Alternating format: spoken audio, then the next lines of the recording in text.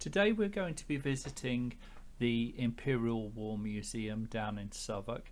You can see two very impressive cannons here that are 15-mile range. They're from two different ships actually, HMS Ramillies and HMS Resolution from the Second World War.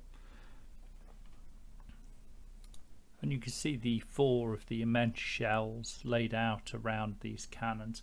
The building itself is actually the Royal Bethlem Hospital, better known to most as Bedlam, the mental hospital. Although it was founded in 1917, the museum opened in 1920 and it moved to this existing site in 1936 before having to move away 39 for the Second World War. But if we make our way inside, there's quite an excellent collection. And over on the left there is a segment of the Berlin Wall. As you enter, you're greeted with this wonderful atrium that rises 4 floors through the museum, almost to the curved roof. And you can see this collection of heavy equipments. You've got the Harrier jump jet there, I think that's a GR1. On the left you've got the very rare Osaka, which was a jet propelled or rocket propelled kamikaze plane with a seat for one. They were welded inside. The Spitfire then, I believe it's a Mark 1. It's an early version with the elliptical wings, 3 propellers and a small air scoop. On the left there you've got a V2 Vengeance weapon, which was very much the genesis of the American space program, with Wernher von Braun, who designed that and built it, moving over to America as part of Operation Paperclip to get Nazi scientists and bring their knowledge. Here in the centre we've got a First World War cannon. It's horse-drawn and you can see the ammunition carriage behind. Actually, if you're in London when there's a celebration, particularly a royal event, you'll often see these being pulled by the horse guards. On the right here you've got the press Land Rover, very much the worse for wear. You can see despite the press signage there's plenty of bullet holes and damage in the armoured glass. And over in the centre here we have this destroyed car. It wasn't actually the car from the suicide bomb. It was one of the cars that was destroyed by a suicide bomb in Baghdad that killed 48 people. I think it's centre here in the museum to show really something that's quite important here is the Imperial War Museum isn't the glorification of war. It's the remembrance and commemoration of not just bravery, heroism and history, but also suffering and the bad dark sides of the war. Here's the V2 again, and from this side, I should have put the camera up more, you can actually see a lot of the inner workings of it, and it's very much like the larger scale rockets from NASA in its early years. And there again, the Osaka, I think one of only 2 I'm aware of in the UK. The other one is in RAF Cosford, which is actually a Imperial War Museum site as well. Here's a T-34, the standard Russian battle tank post-war. If you ever see footage of the Prague Spring being put down or the Hungarians being invaded by the Russians, this was very much at the fore. A strong main battle tank of the era. Probably fair to say that the volume was the strategy more than the actual power of the tank itself. I think the Germans are supposed to have said that a Tiger tank was worth 4 Shermans, but the problem was there were always 5 Shermans. Very much similar thing here. Hopefully in a future video we'll cover Tanky, which is a T-34 parked in the middle of a housing estate in South London. Now you can go up those stairs, but we won't because there's an excellent First World War section downstairs which is probably best as a starting point for seeing the museum. The First World War section has a very good collection of memorabilia, propaganda, things from the battlefront. It starts here with some models of some ships from the war, and particularly you can see one of the dreadnoughts here, which you can see the sheer scale of it. One of the reasons that we had the build up to the First World War was the dreadnought class. As soon as Britain had the biggest warship in the world by a very long way, well, then the French had to have one, then the Germans had to have one. As we go in here, you can see a range of pre-war items, the build up to war. This one's interesting. It's actually Kaiser Wilhelm's dress uniform, and there's a series of maps and explanations and interactive displays where people can understand the causes of the First World War. It happened very slowly. There's an excellent book, Sleepwalkers. Then we move into the next gallery. There's a collection of soldiers' uniforms from Austro-Hungary, from Germany, from France. And along with these pretty displays, there's a lot of little items, from large shells to pieces from the battlefront, propaganda sheets. You can see Kitchener there. Some interesting pieces here. I believe it's a French cannon, or really would have been called a gun by that point. As you walk through, there's an explanation of the trenches. There's a trenching tool here. Every British soldier would have had one in their backpack, and a reel of barbed wire, so you could spool out barbed wire on demand. Here, various guns and weaponry on the wall there. That's not a real gun, that's actually a gun that was given to them during training.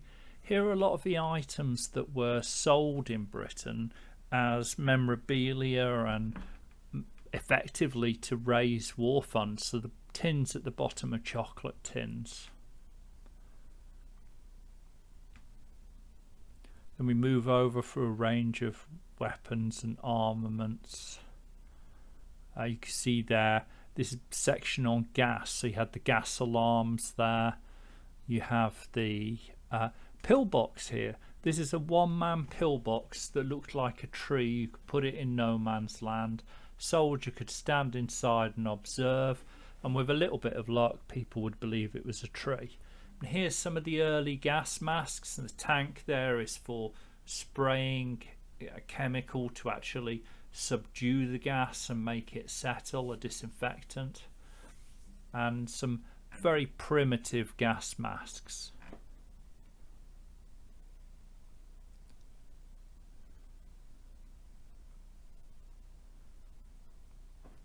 Then round the corner here, a huge gun, which you can't even see in frame here, and a really wide range of items. From that's a toy of Churchill made at the front. More uniforms, a fez there from one of the African soldiers that fought for the Commonwealth. Around here you really see the size of the gun.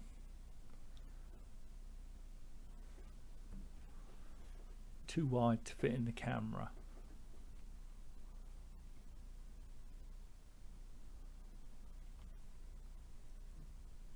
And here, this is from the Lusitania, so the liner that was sunk that actually brought the Americans into the war, the outrage when the German U-boat sank an American cruise liner. And there's some of the clothing items that were found on the surface when they searched for survivors, and one of the original life belts.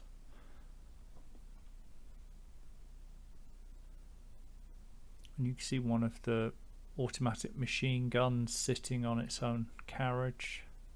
As the guns got bigger, they got too big to actually put on there. An Italian helmet there. It's quite an interesting piece.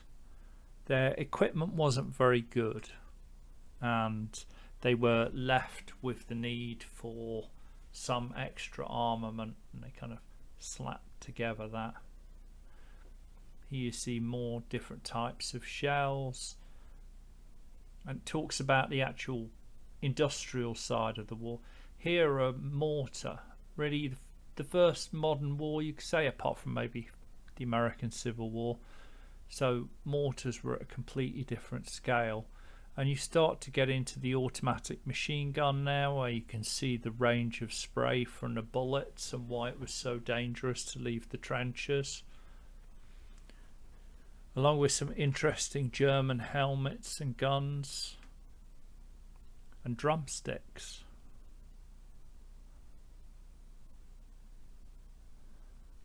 Over here again, more propaganda to get people to enlist. It was essential that there was meat for the grinder to keep it going, along with the role of women in the First World War in terms of military uniforms and war bonds, how it was actually paid for. There you can see a really nice, I think it's a Sopwith pup, and one of the very first tanks from the British.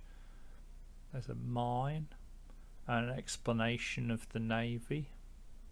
The gun back there, the really large one sitting on a table, was actually a gun from one of the ships that was sunk in the Battle of Jutland. Here again, more uniforms. I won't bore you with all of the details. Certainly if you're into military history, very interesting. Now this tank, I'm not actually clear if this is real or a recreation. I would suspect it's a recreation because there's nothing to say it's an original.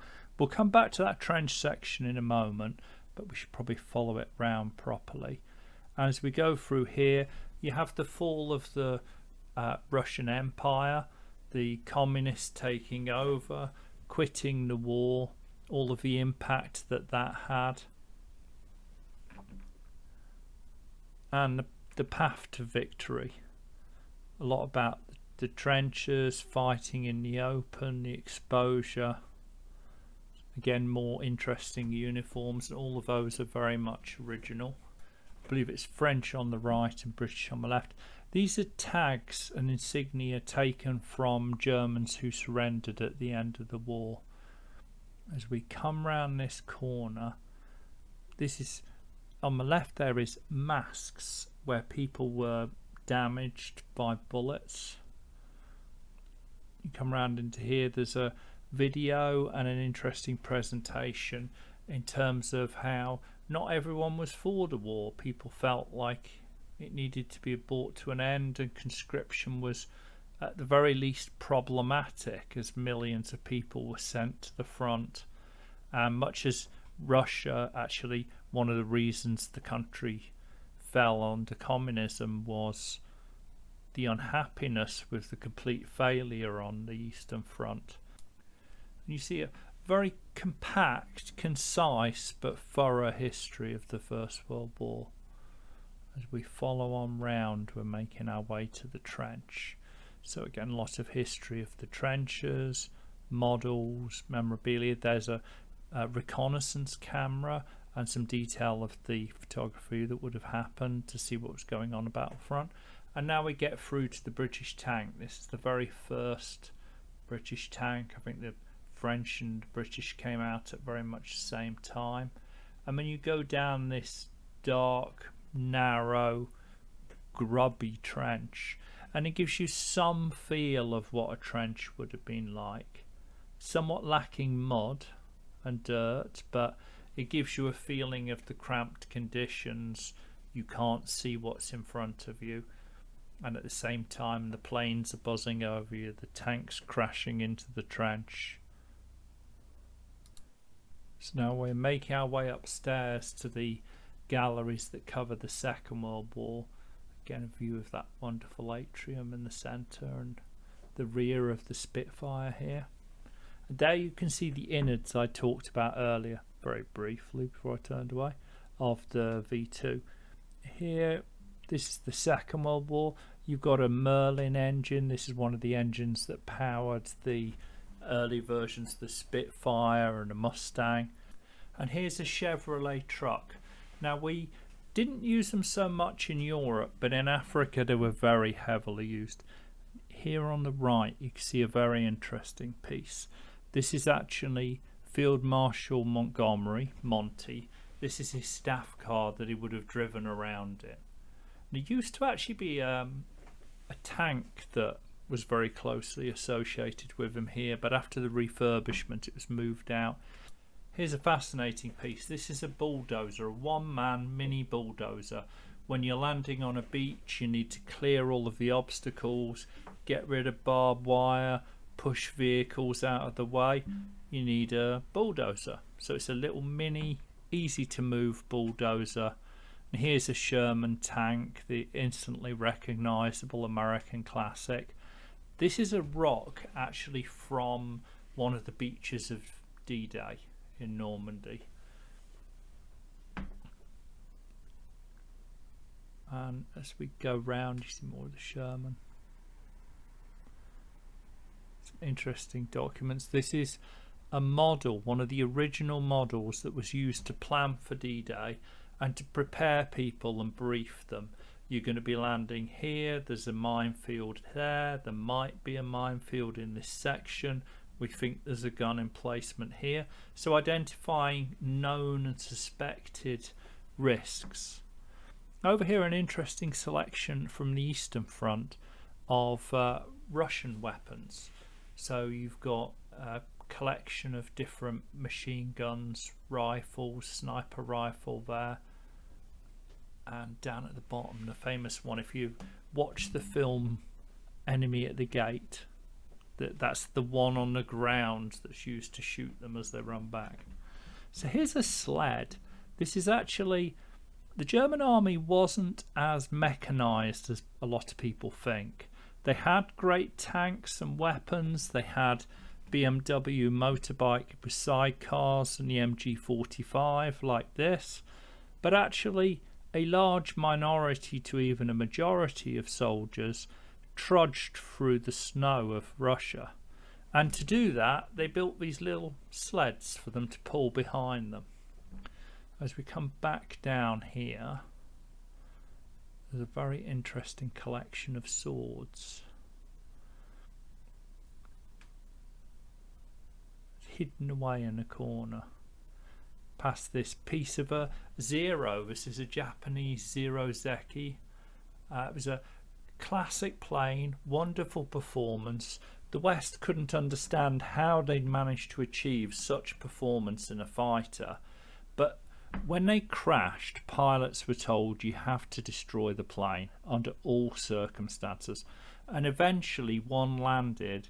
We didn't quite get to destroy it, and the Americans got to look at it and they realized why it performed so well. It was very light because it had next to no armor, and as soon as they realized where to shoot, it became rather useless. Here's a fascinating collection of Japanese officers' swords at the end of the war, to make it very clear, particularly with cultural importance of the weapons, they were forced to hand them over en masse. There's an interesting photo of thousands of them rode out. Here again we're walking back down the Second World War gallery, and you can see the wonderful view of the Osaka, very unusual weapon, and the Spitfire. You see a lot of Spitfires, you don't see so many kamikaze rockets. And over here on the other side there's a second gallery on the Second World War with examples of the houses and the Anderson shelters. Here's a gun made for the Home Guard. It was actually two wheels, and then you tipped the gun on its side, and you had light armament in front of you and above you provided by the wheels, and a fairly light gun. Good against troops, probably not very useful against tanks, so certainly lucky for the Home Guard that the Germans never landed. And you can see where the shells would have been on the right hand side.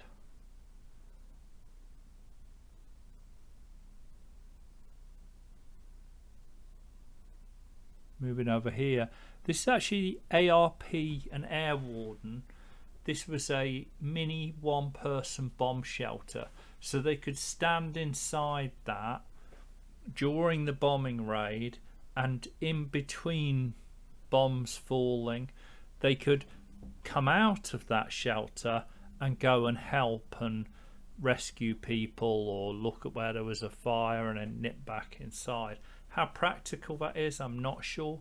Here's a flag, the British flag from Singapore. It fell very quickly. The people felt very let down by the British, and a lot went to Changi, which was a horrific camp for prisoners of war and civilians. This is actually the history of the time in the camp, made by some of the female inmates, just knitted and stitched in the events that happened during that time. If you ever get a chance to read the book King Rat by James Clavell, that's set in Changi.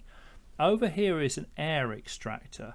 This is actually for purifying the air, because you'd put it onto an air raid shelter, because maybe a rich hotel or a place with the upper classes who could afford such luxuries would be worried about poison gas being dropped.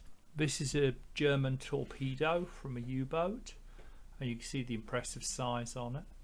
As we turn to the right, there's the war under the sea. So this is actually the surviving parts, very much parts, of one of the British midget submarines that sank the Tirpitz. And over here on the left, an Italian midget submarine. So you can see it's an engine and a little submarine with an open cockpit. A frogman would have sat inside and steered it, and at the front a bomb that could be planted as a charge against a ship. Very scary, very dangerous. Probably didn't impact the war much, but certainly a much feared weapon from the Italians. Really fascinating to see one. I've read about them, but only one I've seen here. Here's a lifeboat that the only survivors from one of the cargo ships in the Atlantic, they escaped in this. Thousands of ships were sunk and tens of thousands of men died, and a few of those survived in life rafts like that. Here's a German anti-aircraft gun, and fascinatingly, the front of a Lancaster bomber. You can see the dome for the gun sight at the front, or the bomb sight I should say, and the front gun, the pilot up at the top, and the beginning of the wing stub here. And if you look down the side, you can see just how thin the skin of the aircraft is. And up there's the pilot's seat, the radio operator here. And really fascinating to see inside one. Places like RAF Hendon have Lancasters, and there is a flying Lancaster, but it's very rare to be able to see inside of one. So we come out from there. This is a German radar. It could be split in two and folded, put on the back of a vehicle and towed around, and in the latter years of the war a very effective radar tool, which they really lacked earlier on. And after the two galleries displaying larger items from the Second World War, we get a very good explanation of the Second World War itself. The first room talking about the origins, the rise of Nazi Germany, the Olympics, the indoctrination particularly of the youth. An interesting collection of Nazi material. As we move into the next room, the way that the war spread across Europe, consumed nations, and how its origins actually started and progressed into the early days. The Boer War, often called the Phony War, the period where Britain was at war but everything seemed a world away. And we head round here, the war's progressing There's a section on Dunkirk and some fairly good material on that.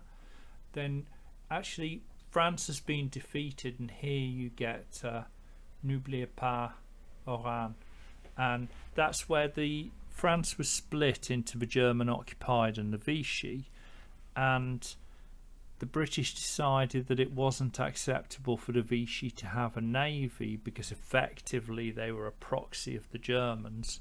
So we sank the whole navy at Oran and killed a lot of our French allies in the process. As we move through to the next section, you've got coverage of how the war progressed. And what did the war mean for Britain? Well, largely the Blitz is very well covered. Used to be a larger section on that actually. Prisoners of war, you see here that's a Red Cross box that could be sent with food supplies and things to entertain them, and they'd send something like this chess set which actually had instructions inside hidden away to help them. There's a loom made to fabricate uniforms, and a whole bunch of memorabilia from prisoner of war camps. Then the air raid wardens who helped to stop the fires, rescue survivors, risk their lives just to help others, largely made up of people who were deemed not healthy enough to fight. Actually, my grandfather was in the ARP. And here's some interesting material from the Battle of Britain, and there's a beautiful painting there of the sky above the Channel during the Battle of Britain. And we'll probably cover that in more detail when we visit RAF Hendon. But really, it turned the tide from Britain losing all the time and Germany winning all the time to Germany not being able to win the Battle of Britain and not having air superiority to cross the Channel. Here's a fascinating piece. So you've got the digital version that's for the people to touch, but here's an original Enigma machine, so the code machine that helped the Germans send their orders without people being able to crack it, read it, listen to it, know what they were saying, and believed to be unbreakable. Here we're into the war in the desert. It was a very substantial war in North Africa, particularly Libya, bits of Egypt, and this is one of the guns from that period. And it's covered quite a lot, probably more so than the likes of Burma that's later on. These are the types of mines that were used, very substantial number of mines in North Africa. And here's a really good collection of German uniforms. This is a section on the Battle of Moscow and the war in the East. So you can see things like the improvised snowshoes down there at the bottom and the fur lining for their suits. Here's a whole section on the war in the East, and probably from a British perspective.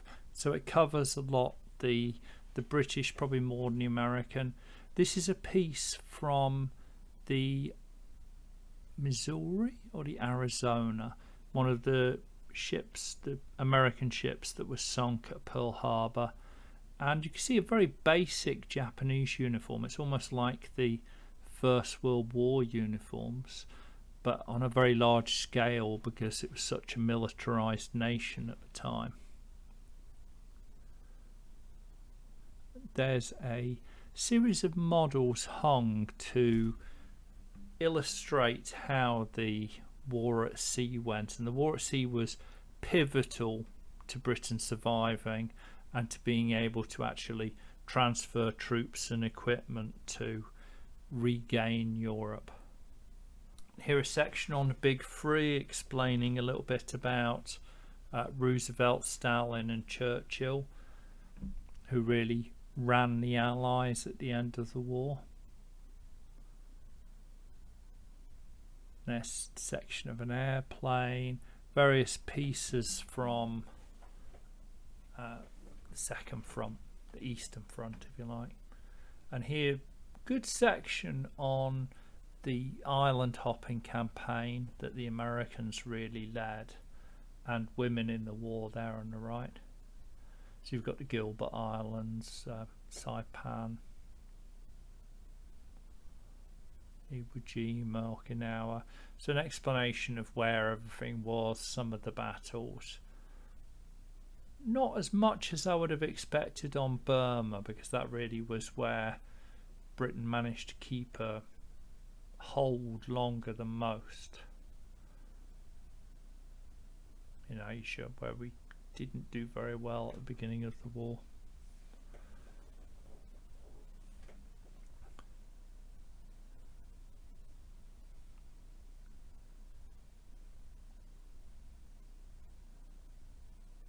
Explanation of searchlights and Katyn there on the left, because this section just up there is one of the Lancaster bombs, and one of the anti-tank shells on the right there that the Germans used. This is Katyn, Paradise is Under the Earth, and this bit's about the Polish uprisings in Warsaw, where the Germans fought tooth and nail in the streets with the Polish soldiers who led an uprising, while the Russians sat on the other side of the river and waited for them all to die. They'd run out of petrol. So it's about 44 rising, and then some of the equipment from that. As really Germany was failing, it was falling, the Russians were charging through Eastern Europe. The poster back there about Remember Katyn, referring to when Russia joined the war with the Germans and slaughtered 27,000 Polish officers. Here the concentration camps, very good explanation of forced labour. This is a political prisoner, because you can see the red triangle.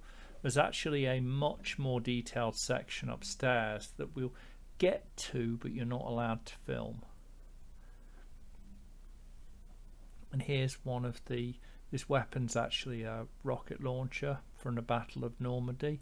So when you need to hit large, strong emplacements and you need volume of fire, here's one of the Eagles from Berlin as the war ended and Germany fell.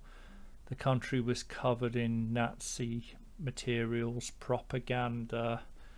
Pretty much every building of significance had an eagle.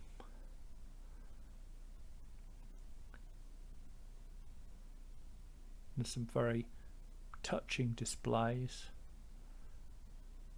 And the end of the war, so war crimes trials, that's a painting of Nuremberg where you can see a lot of the leading Nazis were tried for their atrocities. What this room really gets across is the scale of some of the atrocities that happened, and the fact that yes, some were executed, and Hess was sent to prison for life along with some fairly long sentences. The horrific crimes that were committed, most people were never punished, never found, disappeared. Then we come through to the next gallery here. This is about the Cold War. So we come out of the Second World War and our allies are no longer our friends. Here's a collection of rockets, missiles, test missiles, equipment for testing against weapons. This is an artist's rendition of a person turned to glass by a nuclear weapon. His depth charger. And then there was the campaign for nuclear disarmament to try and stop the use and proliferation of nuclear weapons. On the right there was a NBC, nuclear biological chemical suit, and a piece of the Berlin Wall. Not entirely sure if that one's real. The one outside definitely is, but whether the one inside is, not so sure. And there's a good section here. This is obviously a mural from Iraq during the Gulf War. And a United Nations armoured car. It's a British armoured car fighting for the UN. I believe it's from Sudan or Ethiopia.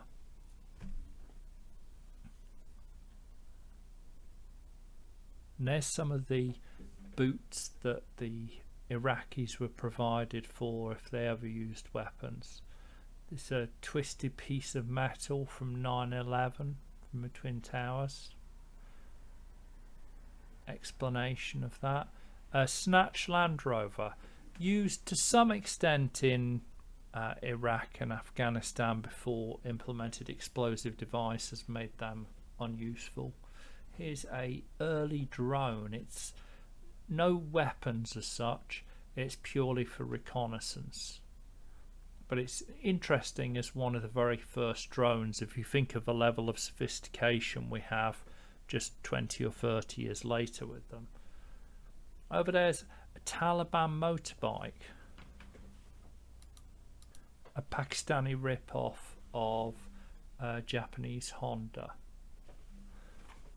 There, make Tea Not War, the whole campaign that were we actually making a just war against Saddam.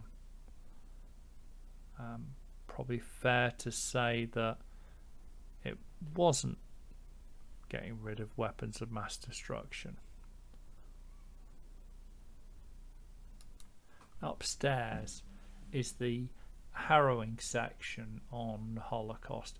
Unfortunately, because of some of the material and presumably who owns some of it, you're not allowed to film inside this section, but it is an excellent display that really covers the Holocaust, the deportations, the atrocities, and also the rise of the Hitler Youth, the indoctrination, the preparation. You can't just say let's go kill all the Jews, you have to build up to it, and it's quite scary, some of that section. Upstairs there's also an excellent display of Victoria Cross and George Cross. Unfortunately, again, not allowed to film inside the Ashcroft Galleries. As I come outside, it's dark now, so unfortunately you can't really see much of this section of the Berlin Wall. You can stroll through these gardens. There's a Tibetan peace garden, there's various displays and monuments, and I think reflecting upon it, it's very important to understand that it isn't a reveling in war, it isn't a celebration of war, it's a very good explanation of the horrors of war, the history of war.